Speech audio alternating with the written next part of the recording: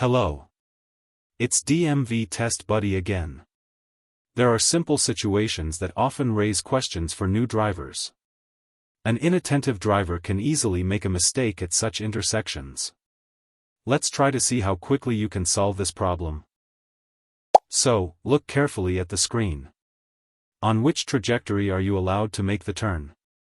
A. On trajectory A. B. On trajectory B. C. On both trajectories. I give you 10 seconds to answer this question.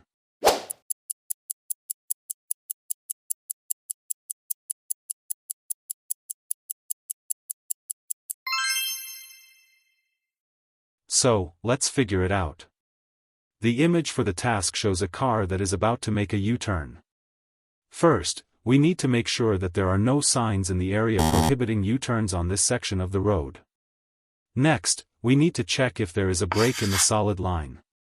In other words, is it allowed to make a U-turn here? Next, we must turn on the left turn signal.